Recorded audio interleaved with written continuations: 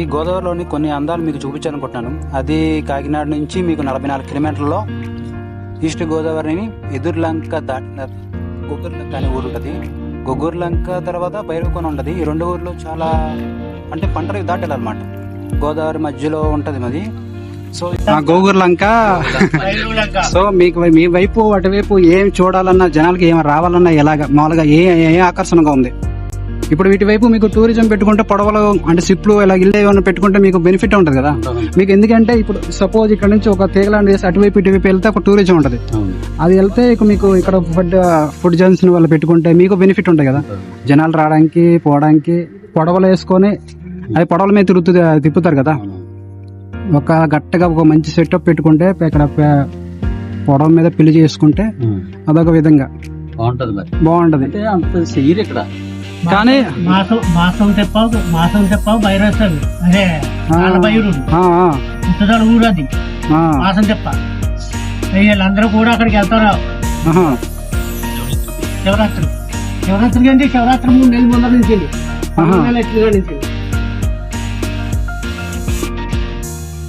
చేసుకుంటే మీరు ఇంకా డెవలప్మెంట్ అవుతుంది బాగా. ఇంకా చూడండి టూరిజం అటువైపు మీరు ఇటువైపు చేసుకున్నా బాగుంటుంది. కొద్దిగా ఎవరో ధైర్యం చేసి ఏదో 4-5 పొడవలు పెట్టుకొని యాడ్ ఇచ్చుకుంటే బాగుంటది. చిన్న వాటర్ పెట్టుకుంటే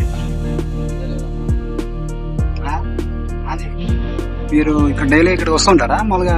వీక్లీ 2 times. పర్లేదా వ్యాపారం బాగానే ఉండదా? కాదు ఇప్పుడు లోపలికి వెళ్ళే అంత వ్యాపారం ఉండదా? అంటే బయటికి వెళ్ళి తెచ్చుకోవాలి.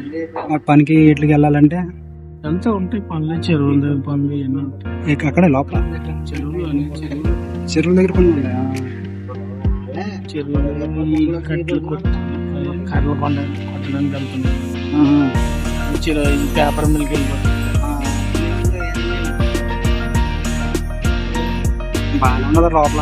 మరి ఇది ఎప్పటి నుంచి ఉన్నారు లోపల? ఎప్పటి నుంచో ఉండాలంటే ఎప్పటి నుంచో ఉండదు కదా. అలాగే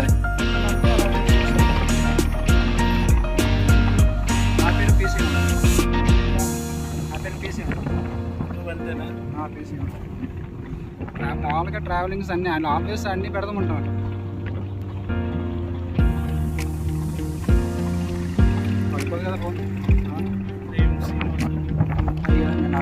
మామూలుగా నేను మామూలుగా మీకు ఏమైనా సరుకులు రావాలన్నా ఇప్పుడు అదే గోదావరి ఆధారం.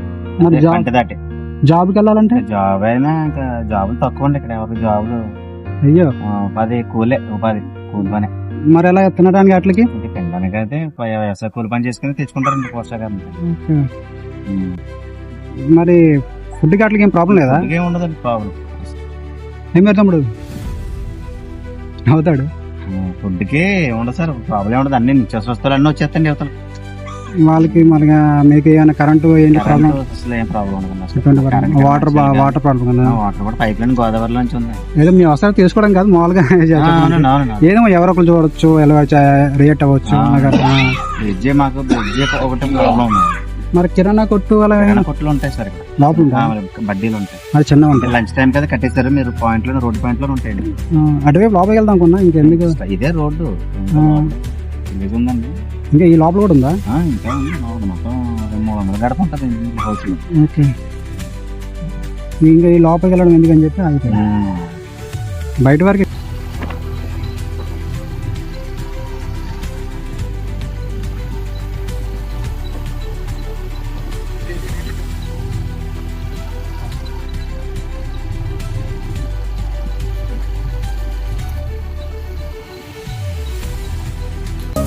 సో గొగ్గుర్లంక లోపల ఇవన్నీ ఇల్లులు, కొబ్బరి తోటలు అయితే ఎక్కువ ఉన్నాయి, ఇల్లులు తక్కువ ఉన్నాయి. కానీ ఇల్లులు ఇంకా చాలా లోపలికి ఉన్నాయి.